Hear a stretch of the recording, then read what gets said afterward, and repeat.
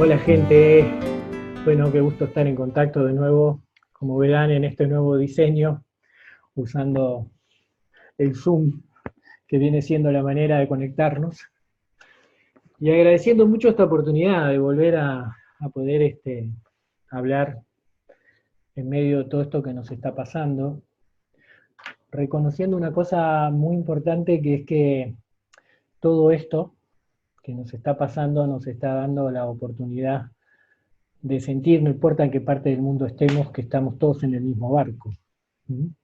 Por un momento toda la difusión de la pandemia y de los medios nos están haciendo saber instante a instante lo que está pasando en todas partes del mundo y más o menos todos estamos en lo mismo, ¿no? Para mí también es una linda oportunidad porque estoy hablando desde el mismo lugar, ¿no? Como si estuviéramos en el mismo barco, no importa, estás en la proa, ¿dónde? Si el barco se hunde, nos hundimos todos. Y yo justo estoy entre la población de riesgo, con casi 67 años, así que lo que estoy diciendo además, muy lindo porque me hace sentir además absolutamente partícipe del movimiento, ¿no? Eh, y la pregunta que ha motivado todo esto es hablar de este nuevo ahora, ¿no? Y, y yo me preguntaba, ¿qué hay de nuevo en esta hora? ¿Qué es lo que hay de nuevo? Y haciendo un símil con la propuesta de todos los caminos espirituales, de las terapias, cuando alguien va a tratar de encontrar la verdad dentro de sí mismo, clarificarse, lo primero que le piden, la primera guía, es la quietud, quedarse quieto, dejar de correr atrás de sus pensamientos, sus emociones o las tareas, ¿no? Eso es lo que se propone con un retiro. Parar con la influencia de lo cotidiano y quedarme un poco conmigo mismo, un poco no, quedarme conmigo mismo. Entonces todo el ambiente que rodea un retiro en una búsqueda de encuentro consigo mismo es eso, es quedarme quieto. Obviamente también es una dieta, es una práctica, pero en ese sentido, usando ese símil, estamos todos en un retiro, estamos todos retirados. La diferencia parece ser que es contra nuestra voluntad, porque cuando voy a un retiro voy porque yo quiero, porque tengo alguna búsqueda en particular. Entonces hay una gran diferencia entre quien está o viene interesado en buscar el sentido de las cosas, de su existencia, el porqué, el para qué de lo que sucede, con alguien que en realidad venía corriendo y bueno, lo bajaron del tren y lo dejaron en un lugar donde no le gusta. Y en el fondo añora, anhela y desea volver a la normalidad de antes. Y esa es una diferencia muy grande porque depende de eso el que podamos aprovechar esta oportunidad. Entonces, a mí me gustaría empezar todo esto mirando de vuelta con esa pregunta, ¿qué es lo que hay de nuevo en este momento? Y probablemente lo nuevo es qué pasa cuando yo no salgo, no voy y no hago aquello a lo que estoy acostumbrado a hacer. ¿Qué pasa dentro mío? ¿Qué pasa con las relaciones con quienes estoy conviviendo? ¿Y qué oportunidad me estoy dando para mirar para ahí? ¿Qué añoranza de todas mis adicciones o la posibilidad de verlas, ¿no? ¿Cuánto hay de mi irme o de salirme de este lugar donde estoy viviendo para escapar de algunas cosas que sí están en mis relaciones? Y entonces, si disminuyo el contacto, también zafo de lo que hay ahí, ¿no? Hay muchos chistes que han circulado en internet y recuerdo uno de un señor al que le dicen en Estados Unidos, está en inglés, bueno, usted tiene el COVID-19, tiene dos posibilidades. Plan A, hacer la cuarentena en su casa con su familia y sus hijos. Inmediatamente dice B, plan B. No, quedarme en mi casa con familia, con mis hijos. No, B. No, no quiere escuchar qué es el plan B, solo no quiere la. ¿No? Y esto que es muy gracioso, pero es una gran verdad, ¿no? Entonces, démonos la oportunidad de mirar profundamente qué es lo nuevo. Entonces, eh, A ver, esto que voy a decir ahora es con todo el amor y la compasión, no es una crítica o agregar algo más de todas las cosas feas que estamos, con las que nos bombardean todos los días, ¿no? Pero si realmente me toca hacer este confinamiento en un apartamento, en una gran ciudad, de pronto puedo empezar a mirar cómo llegué ahí. Porque si abro la ventana y el aire que entra es aire contaminado, si abro la canilla no puedo tomar el agua porque el agua está contaminada, y la comida que me traen del supermercado, ahora que paro, puedo asumir de que toda viene con pesticidas, eso yo ya lo sabía antes, ¿no? Pero en la locura del trabajo, de esto, de lo otro, no le puedo prestar atención a eso, ¿no? A que estoy viviendo en condiciones miserables. ¿Cómo llegué a dedicar mi vida a vivir en un apartamento, a no poder respirar el aire donde vivo, a no poder tomar el agua y a alimentarme con pesticidas? ¿Mm? Porque esa es una verdad que hoy en día todos podemos reconocer, ¿no? ¿Y a dónde me lleva eso? A enfermarme y a ingresar en el sistema de enfermedad. No es un sistema de salud, es un sistema de enfermedad que vive de la enfermedad. Los sistemas de salud viven de la enfermedad. No es una crítica a lo que están haciendo en este momento todo el personal de salud del mundo, arriesgando su vida también para ayudar a otros, sino simplemente reconocer lo que sucede. ¿Cómo llegué ahí? Porque este es un viejo ahora, pero es nuevo porque yo antes no le prestaba atención. Y quizás puedo darme cuenta que el que no le preste atención es parte del sistema en el que yo estoy, para que yo siga haciendo todas estas cosas. Entonces puedo parar y empezar a reflexionar sobre el contenido de mi vida, lo que estoy haciendo y a dónde voy, cosa que mucha gente está empezando a hacer ahora, ¿no? Está empezando a mirar y ver si quiere seguir volviendo, porque también está las otras personas que en vez de tomar el plan B, tomaron el plan A, o tuvieron que tomarlo. Y en el plan A ahora empiezan a descubrir que el tiempo que pasan con sus hijos y es muy rico, es muy importante, están pudiendo hablar de cosas que hace mucho tiempo tenían pendientes, están pudiendo tener una profundización en su relación de pareja y tomar grandes decisiones. Y muchos dicen, bueno, yo no quiero volver a la normalidad de antes. Como había carteles en las ciudades, la normalidad de antes es el problema. Y empezar a darnos la oportunidad de decir cómo quiero yo seguir participando en esto. Y la otra cosa muy rica de este nuevo ahora, ¿no? Porque hay mucha propaganda, estamos todos centrados a ver cuántos casos hay, cómo viene, y alrededor de eso las teorías conspiratorias, ¿no? Entonces, si todo esto vino de los murciélagos y de los no sé qué, los pangolines en China,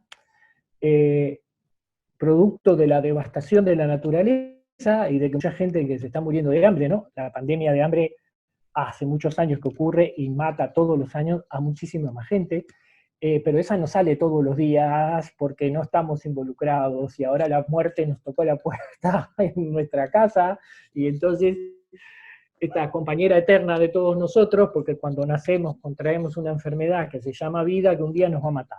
Eso es inexorable, ¿no?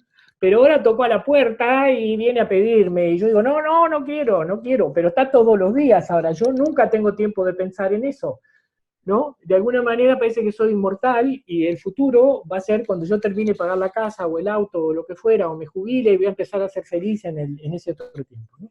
Entonces, poder empezar a reflexionar sobre esto, ¿no? Y yo quiero decir algo sobre las teorías conspiratorias porque son maravillosas, ¿no? Primero quiero decir que probablemente, yo diría que en un 99,9% son verdad. Si esta pandemia es parte de la guerra comercial entre China y Estados Unidos, si es porque depredamos la naturaleza, si es porque nos quieren vender vacunas, si es porque existe una intencionalidad de aislarnos de los microbios, que en realidad todos sabemos que la defensa contra cualquier microbio es nuestro sistema inmunológico. O sea, si nos alimentamos bien, si no estamos estresados, o sea, si tenemos una vida saludable, nunca nos vamos a enfermar de nada, porque el sistema funciona. Entonces, si todo esto apunta a que todos nosotros empeoremos en nuestra salud para después vendernos más medicamentos que además nos enferman, para hacer plata, bueno, a ver, y yo pregunto, ¿esto es nuevo? ¿Es realmente nuevo? ¿O simplemente lo estamos pudiendo ver con más claridad? Y yo digo en este momento y afirmo, nosotros vivimos en una conspiración, pero hace muchísimo tiempo. ¿Cuántos de nosotros sabemos que, por ejemplo, la guerra de Vietnam fue una conspiración? El ejército estadounidense tenía prohibido terminar con las bases de misiles y de cohetes, o sea, tenía prohibido ganar la guerra, porque lo importante de esa guerra era que durara, porque había mucha plata en el medio, y además, porque Estados Unidos, ¿por qué no mandó a sus soldados de élite a terminar la guerra rápidamente y triunfar? Y mandó a todos los mexicanos, los latinos, los negros, los descendientes de indios de esa guerra. De paso se hacía una limpieza étnica adentro, ¿no? Esto es muy grueso, pero es la verdad. Todo el mundo la puede acceder a ella si estudia un poco y se da el tiempo de leer un poco sobre la historia. La Segunda Guerra Mundial también fue una conspiración, pero la conspiración empezó con la primera. Las razones históricas, económicas y globales es que había una Alemania emergiendo con un gran poder industrial que amenazaba a los imperios de Inglaterra y de Francia. Había que encontrar una excusa para aniquilarlos. Y después vino la Segunda Guerra Mundial como resultado de la primera. Y si ustedes prestan atención, y esto es histórico, lo pueden leer en internet o en los libros de historia, los bancos financiaron a Hitler y financiaron a los aliados. O sea, el negocio estaba en otra parte. Y todo esto de hacernos vivir entre los malos y los buenos, los ricos y los pobres, yo me pregunto, a ver, por ejemplo, porque esto es lógica pura y es razonar con claridad. ¿Por qué vivimos en ciudades con alto nivel de criminalidad? Cuando en todas partes del mundo se sabe que las razones principales de la criminalidad tienen obviamente un basamento social, desamparo, niños no queridos, abandonados, dejados de lado, y luego una organización criminal alrededor de eso, que en general se dedica a la venta de drogas, ¿no? Ahora, si las Fuerzas Armadas de cualquier parte del mundo se han encargado de aniquilar a cualquier enemigo de su sistema de vida, ¿por qué no terminan con eso? Porque hay un negocio muy grande atrás de eso con el miedo, para venderte los seguros, para encerrarte en tu casa, para que vos sigas pensando solamente en tu familia y tus hijos y no puedas preocuparte por lo demás. Entonces, tenés un problema, ¿cómo se soluciona? Muy sencillo, contratamos la compañía tal y así vamos, con barrios cerrados y separados, con mayor separatidad. Eso tiene una intencionalidad. Y además vos estás metido en un sistema donde tenés que correr atrás de un montón de cosas. No tenés tiempo para pensar, pero ahora sí tenés tiempo para pensar. Y es muy bueno pensar en todo esto. Nosotros, ahora, salvo esas cosas que podemos ver afuera, por el septiembre en el 2000, no sé cuánto fue en Estados Unidos, todo el mundo sabe que fue una autoconspiración para provocar un golpe de Estado que hasta el día de hoy elimina los derechos de los ciudadanos norteamericanos. Basta que te denominen como sospechoso de terrorismo para que vos no tengas derecho a juicio, te puedan hacer lo que quieras, ¿no? Esto existe hoy en día. Muy pocas personas hablan de que el tercer edificio explotó solo, no le dio ningún avión y se vino abajo solo. O sea, a ver, ¿queremos ver lo que sucede o no queremos verlo? Entonces podemos mirarlo y verlo. Luego podemos ir a la historia que nos cuentan de cada lugar. A mí me encanta leer la historia como la cuentan en Argentina, como la cuentan en Brasil, como la cuentan en Uruguay sobre la guerra del Paraguay. Cuando vas a esos países, reconoces que todo lo que dicen en Argentina, en Brasil, en Paraguay, en Brasil, en Argentina, es mentira, no es lo que sucedió. Y así con toda la historia de la humanidad. Ahora, miremos la conspiración cotidiana. ¿Cómo es que yo pasé a vivir una vida, a mandar a mis hijos a la escuela, a aprender un montón de cosas que en realidad solo tienen un fundamento? Que los niños aprendan a pensar de una manera, a sentir de otra y actuar de otra, y que sean capaces de dejar sus problemas personales fuera de la clase porque si no molestan. Eso es lo que precisan para entrar en la sociedad de trabajo. Nadie les habla del espíritu, nadie les habla de cómo funciona la naturaleza, nadie les habla de el ecosistema gigante en el que vivimos, en general. Eso ha empezado a cambiar lentamente. Pero lo que es incuestionable es que todo el aparato educativo está dedicado pura y sencillamente a entrenarte para ocupar un lugar en la sociedad de trabajo. Y para eso precisas entrenarte en estar sentado horas, escuchando cosas que no te interesan, pero que luego vas a tener que hacerlo. Y además, que te acostumbres a obedecer a la autoridad y a competir con tus compañeros generacionales, porque eso es lo que se espera de alguien en esta cultura, que haga eso. Y luego, todos trabajamos como locos, pedimos créditos y cosas para poder tener lo que es un derecho inalienable. En realidad, el derecho inalienable es tener aire puro, tener agua pura y alimentos sin pesticidas. Estos son nuestros derechos, pero trabajamos para ellos. ¿Y para quién trabajamos? En todo el planeta, todos trabajamos para los mismos. No importa saber el nombre de quién, pero toda esa plata va para los bancos. ¿No?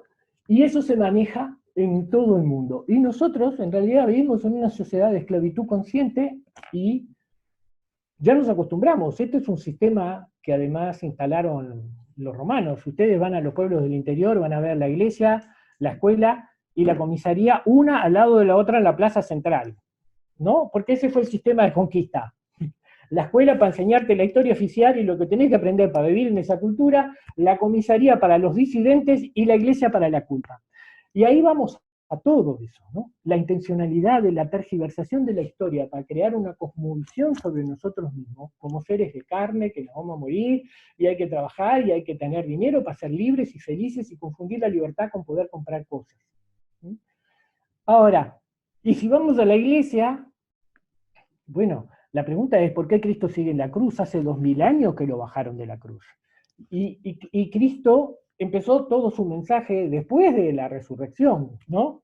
Entonces, se presentó a los discípulos y los convenció, porque lo tocaron y lo vieron, que había venido de la muerte, y ahí empezaron a difundir este sistema. Pero el cristianismo fue usado para otra cosa.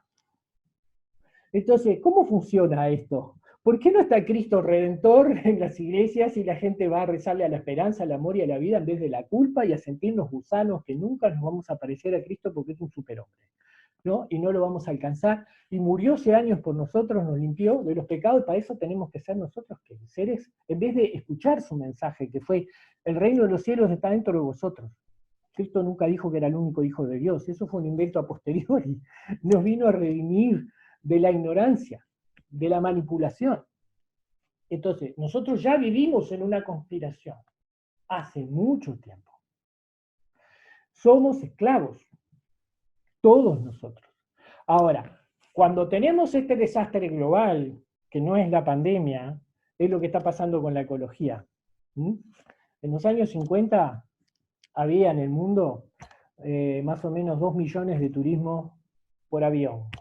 Hoy hay 1.500 millones de personas que se trasladan. La destrucción del entorno y de la naturaleza es inevitablemente, o nos lleva a la 6ª extinción masiva en la historia de la Tierra, por lo menos de la que hay registros.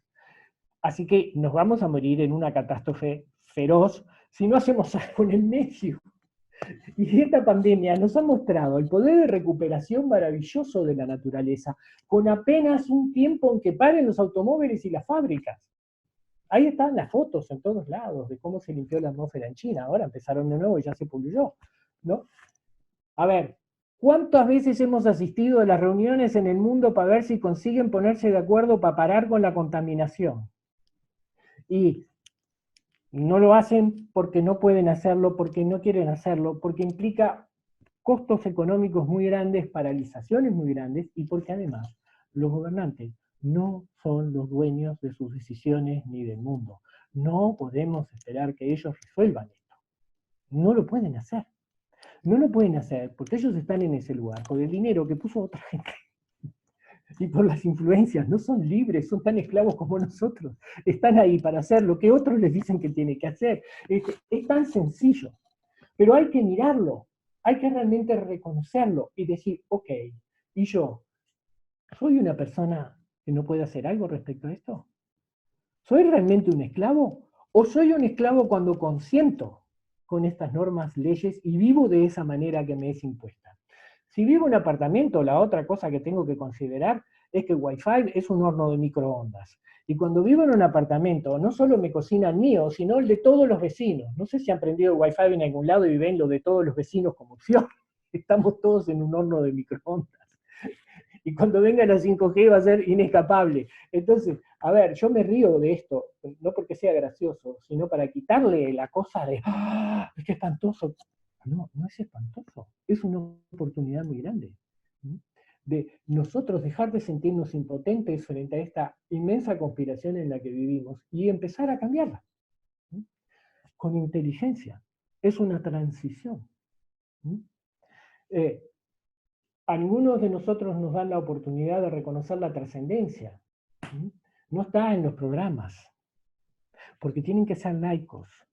Y la espiritualidad no tiene nada que ver con la religión, tiene que ver con mi esencia y con lo que soy yo.